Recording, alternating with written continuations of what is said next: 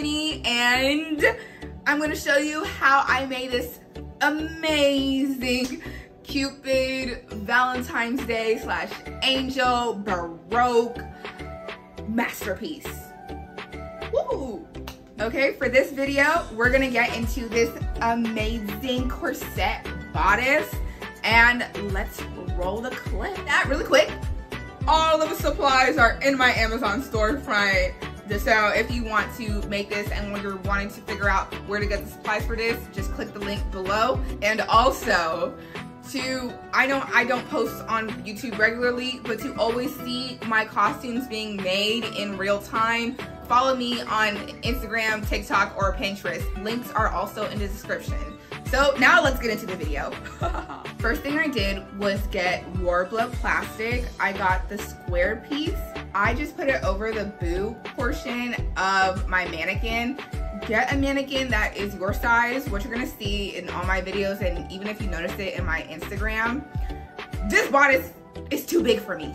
But back into the video. I put the Warbler plastic on the boob portion of the mannequin, and then I just blow dried it with a hair dryer.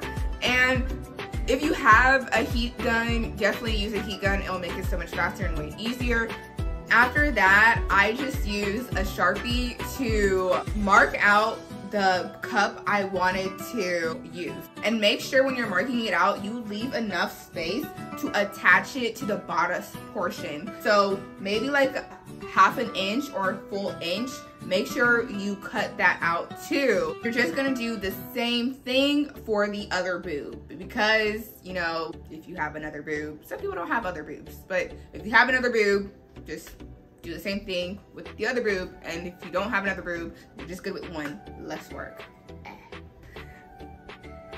Now we're gonna get into the bodice portion of the corset. And you're gonna take your long, huge, wide set of Warbler plastic, and you're going to cover that on your mannequin. Like, wrap it around your mannequin, and then you're gonna just blow dry it or heat gun it to shape to your mannequin body. This is why you need a mannequin that is your actual measurements. I wish I knew that before, but what was I gonna do? I wasn't gonna go buy another mannequin. Student, remember? Broke student. Once your Warbler plastic is covered all over your mannequin and it has shaped, you have shaped it to your body or your mannequin, really. Now you're going to mark out the middle of your mannequin, and then you're gonna mark out like where you want your hips to be, the back of it, like all like, and mark out your under boob portion. Like, you're gonna put all the, I guess, seam lines. Yeah, like, but they're not really seam lines because there's like, the only seam you have is like cup and boob. But so you're gonna mark out your under boob, the middle portion, so you know where the middle is. You're going to draw a curve to your hip, to the bottom of the middle portion, or wherever you want it to stop. I wanted mine to be pretty low, as you can tell, and you're just gonna do the same on one side and the other side. You are going to want to cut out on all the lines except the middle line, because then you'll cut your bodice in two and you'll be sad. Cut your hip portion, cut your boob portion, because that's where the cups will go, and do the same on each side. And if you have excess in the back, cut it to where you want it to be. But when it comes to attaching your cups to the bodice, first you're gonna want to mark out lines to where it matches up. So just mark out lines so you know where to match up the cup to the bodice.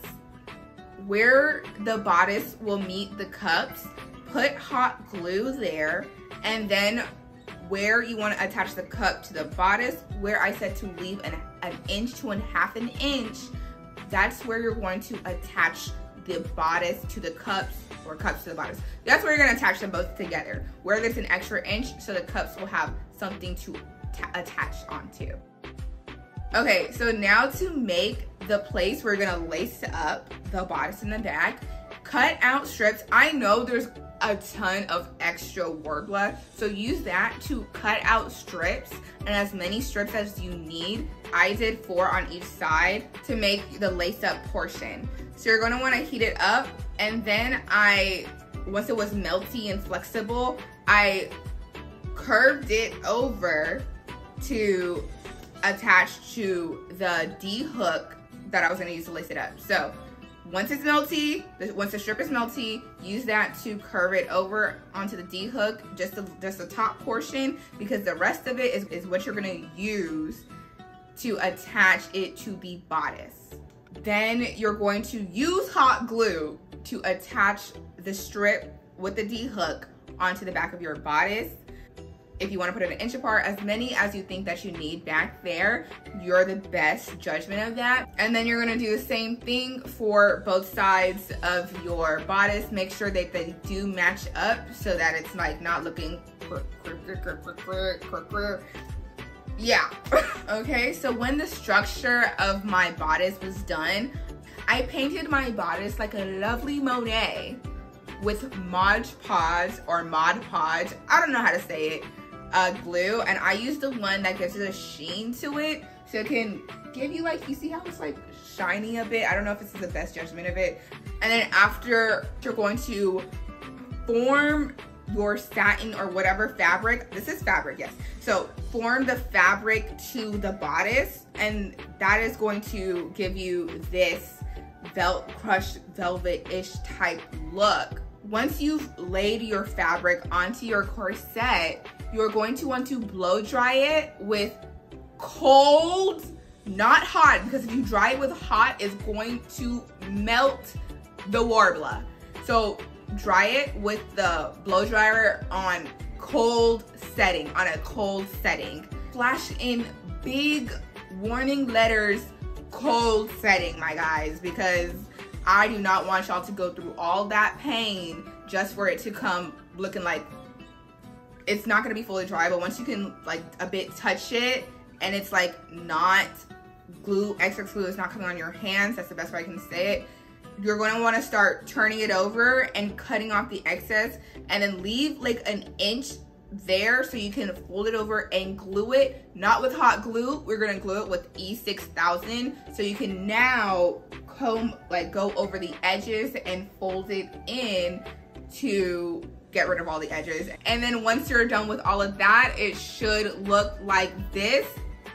Now it's decoration time, decoration time. It's time for the fun part. It's time to decorate and make it look unique. It's gonna show us our unique and all unique is. Oh, once you're done with all the dancing, because you know this was so stressful to get to this point, it's time to decorate. The first thing I did was get this metallic looking rope that I use for like plug my bow and arrow thing. So the same rope that I used for my bow and arrow, I used it to create what is going to become your boning lines. Oh my gosh, look at us making it till we make it. So you're gonna make that your boning lines, and it's going to go middle, all of that, as many boning lines that you want on your corset. So you are the best judgment for how you want your corset to look. And if you do create this, tag me. All my socials are in the link below. Also going to want to use the same rope, or maybe one that's a bit thicker, in the same artistic vision that you're going for type of rope, to now make the lines for your hip, leg, where your leg portion, hip/leg portion is going to be, and you're just going to hot glue it down to the tip. In my bow and arrow video, I do show you how to make all the Baroque detailings, so definitely plug and go check out how I made it, so you can come here and go back, or it's a whole trilogy, you know? You never watched just Lord of the Rings, Fellowship of the Rings. No, you have to go all the way down to Tale of Two Towers, and then you also have to go to Return of the Kings. You just only watch one. You spend the whole day. So you gotta finish the trilogy. Watch the whole trilogy. Yeah. So what do you think is this trilogy's Return of the King? That is the question of this video. So You gotta watch the whole trilogy now, and then tell me what is the Return of the King of this Cupids trilogy. Back to what we're here for. So once you've come back from the arrow video to see how we made this Baroque detailing, you're going to come back here on like the arrow video. This is not all one color unless you wanted to make it all one color. It's up to you. But what I did is I laid all of my Baroque pieces on a trash bag, and I went outside because we don't want inhalation poisoning. And I spray painted my pieces, either metallic gold or metallic silver. And then when you're done with all of that, what I did is I separated them into where I had to figure out what I wanted to go where. And when I settled on a pattern that I liked, I just hot glued them where I liked it to be. And this is the pattern I came up with. And you are always, I encourage it for you to follow your creative heart's dreams. If you want to put all the Baroques everywhere, go for it. And the molds are in my Amazon storefront. All of the materials that I got off of Amazon are in my Amazon storefront. So go there to find all the materials. Link is in the description. There you have it. That's how you make this beautiful, amazing Baroque corset. If you decide to make it yourself, tag me on Instagram, TikTok, or Pinterest. I am there. Definitely go watch the rest of the trilogy so you can tell me what's the Return of the King of this trilogy. That is a serious question. We need to figure it out. Like, I need to know, what is the Return of the King of this trilogy? Thank you so much for watching. And if you're a returning viewer, thank you so much. I love you. If you're a new video, welcome. And I hope you become a returning viewer.